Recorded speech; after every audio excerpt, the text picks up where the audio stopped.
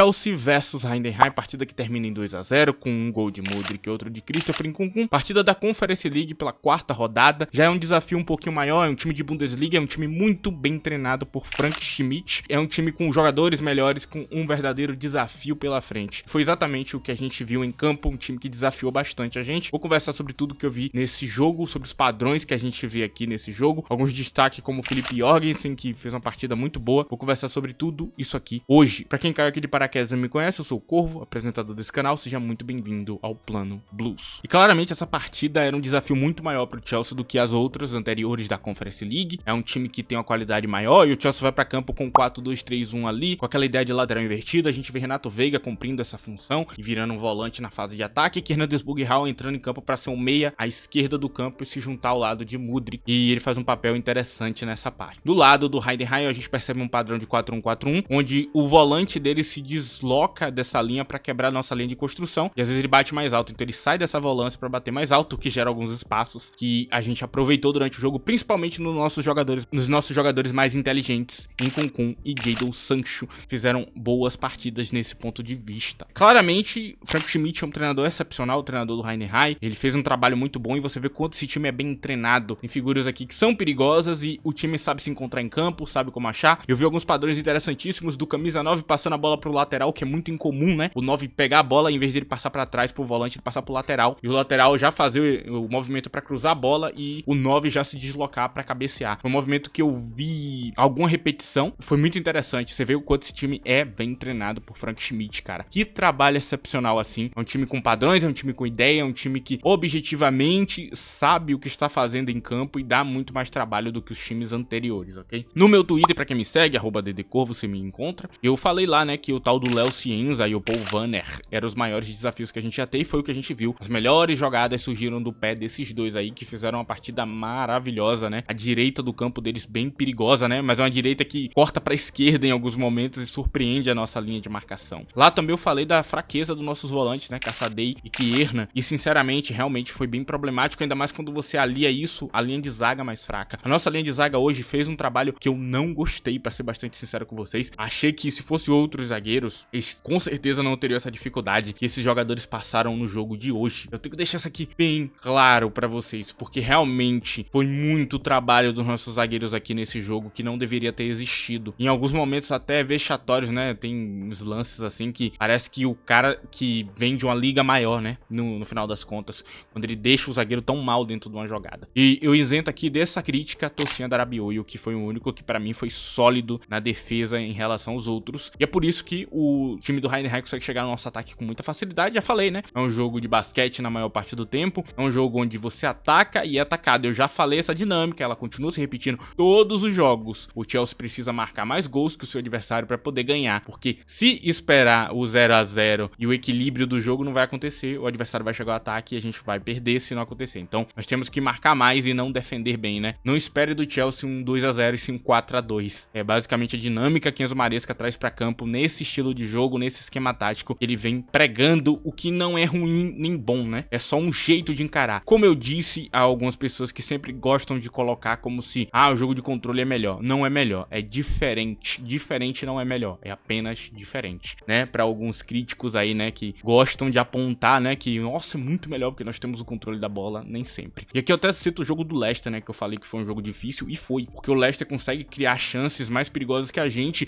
apesar de não ter 70% de posse de bola. E eu volto a repetir, o Real Madrid ganha uma Champions League sem ter a posse da bola. Volto a falar, diferente não é melhor, só é melhor na sua cabeça, ok? Eu preciso deixar isso bem claro, porque tem gente pregando algo que não é verdade. De fato, não é verdade. Então, o Chelsea, ele passa algum sufoco nesse jogo, e sorte que o nosso goleiro, Philipp Jorgensen, brilha tanto e faz uma partida excepcional. E aqui eu tenho que falar um detalhe muito importante desse jogo, que a gente vê em alguns jogadores do Chelsea, como o Nkunku, que é basicamente o fora de bola, cara. Tem coisa que você não vai perceber, assim, a não ser que você seja um maluco, tipo eu, que faz análise, que fica o dia inteiro vendo coisa de futebol e aprendendo, você não vai notar essa parte do jogo, que é o fora de bola, que é qual a decisão certa que o jogador tem que tomar. É uma parte mais chata do jogo, você vê futebol como entretenimento, eu nem acho que você tem que fazer isso. Mas de fato, você precisa escutar quando as pessoas estão falando isso. O fora de bola de Sancho e Nkunku nesse jogo foi muito bom. Assim, as ações deles dentro do jogo foram essenciais pra gente conseguir fechar essa partida. Sancho muitas vezes acabando descendo ali pra ajudar na marcação, pra virar uma linha de passe a mais, pra desafiar desafogar o jogo. Nkunkun dropando pro meio de campo ali muito profundamente pra fazer uma tabela, pra achar o espaço certo. Às vezes o meio de campo tava congestionado muito mais à esquerda do que à direita, ele passa a bola pra direita. Ele sempre nota esse balanço do campo, sempre busca o espaço certo e um passe decisivo. Tanto o Sancho quanto o Nkunkun e quanto alguns outros jogadores do Chelsea têm essa visão diferente do jogo. A diferença de passe entre Enzo Fernandes e Caicedo, quando eu falo, as pessoas não entendem que é a tomada de decisão, que é o pensamento. O pensamento de um e do outro é muito diferente. Um é mais rápido, mais direto, o outro pensa mais o jogo e acha o espaço correto. É uma diferença, uma nuance que eu sei, não dá pra notar só assistindo a partida. Você tem que ter algum conhecimento atrás do que o treinador faz, do que ele quer em campo. E eu tô passando essa visão aqui pra vocês. O que esses jogadores fizeram hoje é muito, muito acima da média. É uma inteligência que vai muito além, ok? Eu preciso fazer esse adendo porque a partida de Sancho, por exemplo, ela foi maravilhosa. Só que não dá pra notar se você só pegar os highlights, se você só pegar os números brutos. Porque o que ele fez em campo, de certo, não dá pra perceber. Você pode achar até que a partida de Mudryk foi melhor, que não, na minha ponto de vista, não foi. A partida de Sancho é maravilhosa, não pelas assistências, mas sim por todo o jogo que ele pratica dentro da partida. Que jogo maravilhoso que ele fez hoje, cara. Sinceramente, eu vejo um cara titular aqui da posição. Enfim, cara, vamos seguir aqui em frente. Agora, venho falar dos jogadores que jogaram mal e que jogaram bem depois de fazer essa explicação. Mas antes de fazer isso, eu vou pedir pra você que não esqueça de deixar o like e de compartilhar esse vídeo, se possível, ok? Se você estiver gostando desse vídeo, você, por favor, compartilhe ele com um amigo seu. Não esqueça de deixar o like, que ajuda bastante o canal. Agora, seguindo em frente, cara, eu vou começar pelo Heidenheim. Pra mim, os jogadores bons do Heidenheim são Léo Cienza, que inclusive eu já tinha falado sobre ele. Partida maravilhosa de Léo Cienza, um jogador muito inteligente, brasileiro aí, que fez uma partida bem perigosa, inclusive, né? Ele por pouco não fez gols na gente e que jogador inteligente. Também nos pés de Paul Wanner, que foi vilão e herói dentro da mesma partida. Ele traz as melhores oportunidades e também é o cara que perde os gols, entre aspas, né? Porque é mérito também do nosso goleiro, as defesas. Na zaga, eu dou um mérito ao tal do Omar Traoré, ótimas leituras das jogadas e aqui, de novo, detalhe técnico que você tem que perceber no jogo. A leitura de Omar Traoré foi muito boa, cara. Ele impediu vários lances perigosos que a gente fez. Se não fosse a leitura dele, teria acontecido. Ele tava muito atento ao jogo, marcando nossos jogadores principal, tirando espaço, tirando as linhas de passe. Inteligente, ok? Um jogador inteligente. Pra mim, o melhor do time deles, Kevin Miller, goleiro. Que partida boa desse goleiro. Tirou muitas chances, mas eu ainda acho que o nosso goleiro jogou melhor que o deles. Apesar do goleiro deles ter jogado pra caramba, ele foi o protagonista do Heidenheim e o nosso vilão, né? Porque, cara, ele acabou com os nossos ataques em alguns momentos. E os jogadores ruins do Heidenheim, eu cito o Matthias Ronsak. Pra mim, fez uma partida muito abaixo do esperado. Ele teve a oportunidade de fazer muito mais e fez muito pouco. Sigo aqui pra falar do Chelsea e, cara, assim, foi uma partida que talvez você ache que alguns jogadores jogaram melhor do que o que eles jogaram. Eu vou começar por Mudryk, que eu acho que é o melhor da gente se falar. Foi pênalti Mudryk? Vamos começar pela polêmica? Não, não foi, ok? Ponto final. Se você quiser achar que foi pênalti, tudo bem. Você pode ver o replay 1000 vezes aí achando um pênalti que não existe, mas não foi. Ele mergulhou, assim como o Bukayo Saka mergulhou em cima de Neuer na Champions League. Ridículo a jogada, não gostei do que ele fez ali no campo. Achei que ele não precisava fazer aquilo e não há contato do jogador. Quem causa o contato é o próprio Mudryk e o juiz certíssimo anulou o lance. O juiz acertou duas vezes, né? Anulando na primeira e depois vai o replay ali e vê de novo. Não, isso aqui não foi pênalti de jeito nenhum. Inclusive, o chat, né, da galera que eu tava acompanhando na Casa TV, eles falaram também, né? Pô, isso aqui não foi pênalti não. E eu concordo com eles. Pra mim, não foi nem um pouquinho pênalti. Seria pênalti forçando a barra. Talvez no Brasil, né? Porque o Brasil é assim, né? Qualquer contato é pênalti. Se o cara se joga, é pênalti. Foda-se. Ou na liga do Fenerbahçe, né? Que lá também, né?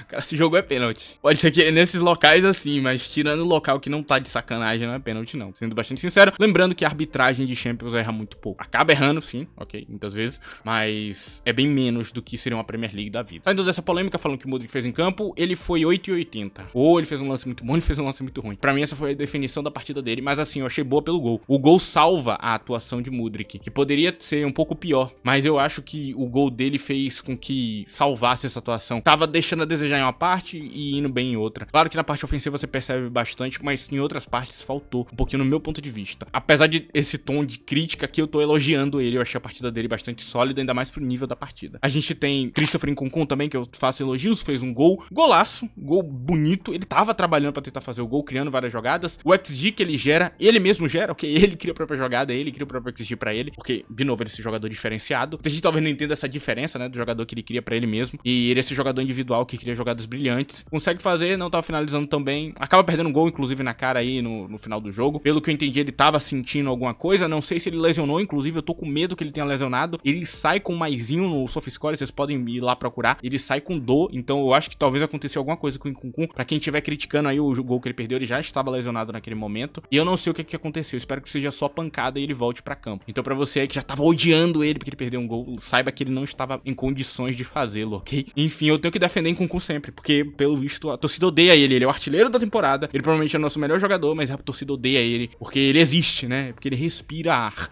Eu não entendo também. E se você é um dos torcedores que defende ele, obrigado, porque pelo amor de Deus, eu não vi um jogador tão injustiçado no Chelsea contra Nkunku nesse momento, cara. Porque não importa o quão bem ele joga, tem alguém xingando ele. Eu não sei o porquê. Sigo aqui pra falar de Jadon Sancho, partida maravilhosa. O fora de bola desse cara é um negócio lindo, cara. É um negócio maravilhoso. Eu juro que eu nunca vi um jogador tão inteligente, tão preocupado com o que realmente importa em fazer em campo. Que jogador excepcional assim, cara. E as assistências, os lances gerados.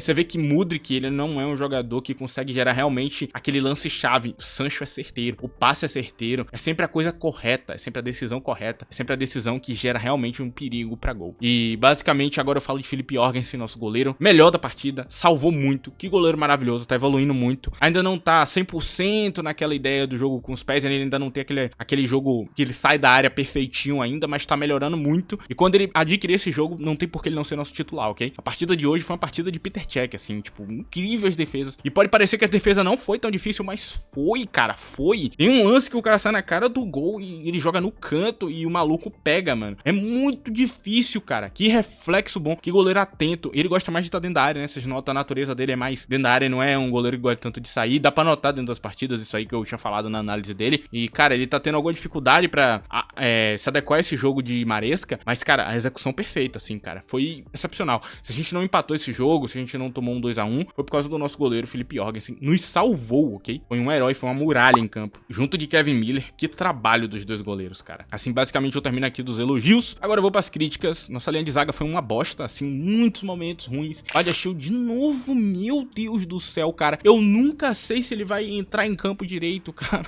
Que jogador inconsistente, mano. Dentro de uma mesma partida ele consegue jogar bem e jogar mal, cara. É incrível. Pelo amor de Deus, cara. Vocês não notam fora de bola desse jogador como é ruim, cara. Cara, que jogador pouco inteligente, mano. E ele parecia tão bom no Mônaco, cara. Eu gostava tanto desse jogador e hoje em dia é tão inconsistente. Hoje foi a mesma coisa, cara. Os volantes tendo que cobrir as cagadas que eles estavam fazendo. E nem tava tomando tanta pressão assim, cara. Eu fiquei irritadíssimo com a zaga, cara. E hoje Disasi fez alguns lances também desse nível, né? Muito bonito e muito feio ao mesmo tempo. Em um momento ele fazia uma jogada bonita, em outro momento ele fazia uma cagada. Ele tomava um corte humilhante. Jesus Cristo. E agonia de ver essa zaga nossa, cara. Obrigado, Jorgensen, por salvar essa partida, cara.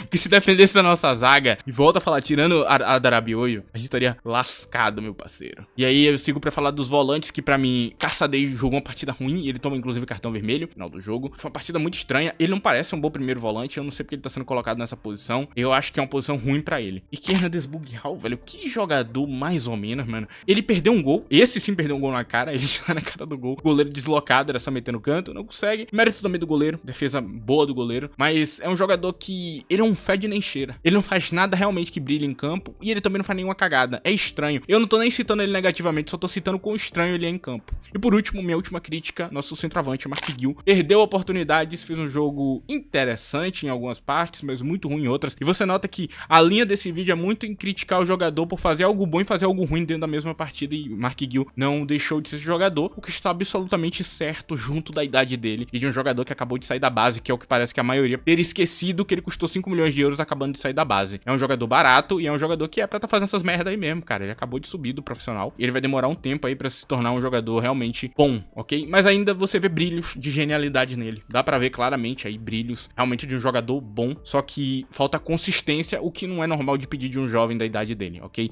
Deixo aqui bem clara a minha defesa a ele. Bom, finalizando esse vídeo, a gente consegue ver um Chelsea campeão de Conference League? Não, a gente consegue ver um Chelsea desafiante. O desafio maior vai ser a Fiorentina. Até então, dos times da Conference, quem tá jogando em melhor fase é a Fiorentina, pra quem acompanha aí o clube. Eu dou uma acompanhada aí de leve no clube, às vezes assisto algumas partidas. Verdadeiro desafio até o momento atual. Se algum outro time melhorar, aí eu vou falar sobre ele. Mas por enquanto, o melhor time da Conference ainda é o Chelsea, ok? Ainda somos o favorito, apesar de não ser aquele favoritismo absurdo. Vamos ver se a gente melhora, vamos ver se o Enzo Maresca consegue um padrão defensivo um pouquinho melhor. Quem sabe aí no futuro a gente esteja um pouquinho mais consistente nessa parte, pra ceder menos oportunidades no jogo grande. Pro vídeo de hoje é isso, espero que você tenha gostado. Se você gostou, já sabe o que fazer, like e compartilhamento. Muito obrigado a todos vocês vocês que me escutaram até aqui. Se vocês quiserem ouvir mais coisas sobre mim, vocês sabem, vocês me encontram na rede social em @ddcorvo. Tchau!